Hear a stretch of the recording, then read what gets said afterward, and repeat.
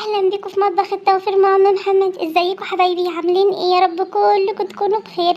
النهارده بقى هنعمل وصفه اقتصاديه للغدا بربع فرخه. هاتي بقى ربع الفرخه اللي عندك وقطعي قطع صغيره بالشكل اللي انت شايفاه ده.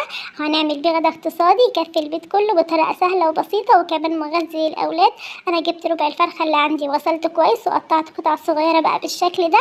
هقطعه بقى لحد ما اخلص بقى كل الكميه وافضيه بقى في الطبق، ونشوف هنكمل نعمل بربع الفرخه ده غدا مشبع وازاي يكفي البيت كله. يلا نشوف هنعمل ايه مع بعض، يلا بينا. بعد بقى ما قطعته واديته بقى كمان غسله طفت تحت الحنفيه يعني. فرمت بقى بصلايه متوسطه في الكبه، فرم ناعم بقى بالشكل ده. ممكن تقطعيها وممكن يعني تفرميها في الكبه اللي يعجبك يعني. عندي بقى حله على البوتاجاز احط فيها يعني حوالي 4 معالق كبار من الزيت بالشكل ده، واسيب بقى الزيت لغايه ما يسخن معايا يعني. وبعد كده انزل معايا بالبصلايه. هتعملي النهارده اكله سهله وسريعه وعلى قد الايد يعني، هتغدي البيت كله بفكره سهله وبسيطه بالشكل ده. اول ما الزيت بقى يسخن معايا هنزل بقى بالبصلايه اللي انا فرمتها في الكبه بالشكل ده. يا ريت بقى لو عجبك الفيديو تقولي بالاشتراك في القناه بقى وتسيبيلي بقى كومنت يشجعني عشان اعملك افكار اقتصاديه بالشكل ده. هفضل بقى اقلب في البصله لغايه ما تدبل معايا، انا عايزاها تدبل معايا بالشكل ده. خلاص البصلايه دبلت معايا، هنزل بقى بالفراخ بربع الفرخه اللي احنا قطعناه مع بعض. هو حجمه صغير بس هتعملي منه غدا يكفي البيت كله. هفضل بقى اشوح بقى في الفراخ بالشكل ده لغايه ما يعني ايه تدبل معايا يعني ايه تاخد معايا صدمه ولونها هيغير معايا تدخل في السوا يعني بالشكل ده. هنزل بقى عليها بالبهارات، معلقه من الفلفل الاسمر واظبط لها الملح. اظن بهاراتنا برضو بسيطه اي حد يعني موجوده في كل بيت بالشكل ده. اكلتنا النهارده كلها بسيطه وعلى قد الايد بالشكل ده. بقى هديها تقليبه واسيب بقى لغايه يعني 5 دقايق كده الفراخ تستوي مع البصلايه بالشكل ده. عندنا الفراخ خلاص دخلت في السوا خلاص بالشكل ده. اديها برضو تقليبه وانزل عليها بقى بصلصه الطماطم.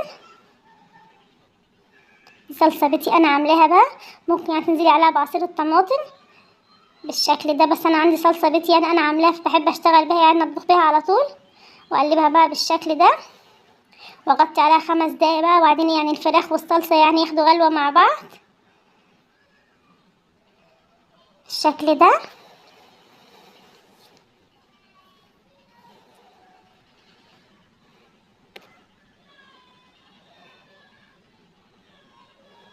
هنزل عليها كمان معلقه من البابريكا واديها تقليبه واغطي بقى عليها واسيب يعني الفراخ يعني ايه تغلي غلوه مع الصلصه بالشكل ده. ده شكلها بعد ما غلوا بقى مع بعض والسبكت يعني مع بعض. هنزل عليها بقى مقدار الميه. طبعا عرفتوا انا هعمل ايه النهارده، هعمل معاكم المكرونه بالفراخ او المبكبكه بطريقه اقتصاديه يعني بربع فرخه. هتعملي بقى المبكبكه بطريقه اقتصاديه جدا. هنزل عليها بقى بالميه بالشكل ده واغطي عليها بسيبها لغايه بقى ما الميه تسخن معايا يعني وتفور معايا بالشكل ده. وهزود كمان عليها مكعب من المرقه وده اختياري، ممكن تحطيه ممكن لا. هغطي بقى عليها بقى واسيبها لغايه ما تغلي معايا. ده شكلها بعد ما غلت. طبعا انا ظبط لها الملح يعني، دقت الملح لو محتاجه ملح ظبطت لها الملح يعني.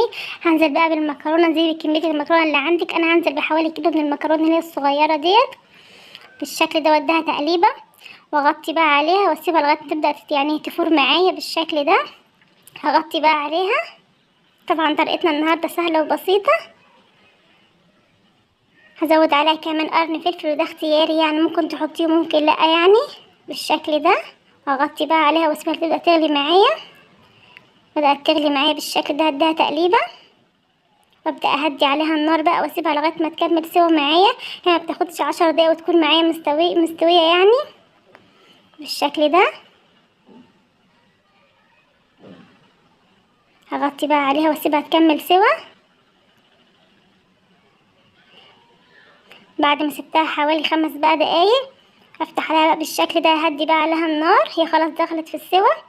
ده شكلها بعد ما استوت سخنه بقى. طبعا شايفين شكلها بجد جميله جدا يعني، اكله سهله واقتصاديه عايزه معها يعني ايه شويه مخلل، مش محتاجه حاجه جنبها، طريقه سهله وبسيطه. يا ريت بقى عجبك الفيديو تنورني بالاشتراك في القناه بقى وتسيبيلي بقى كومنت يشجعني.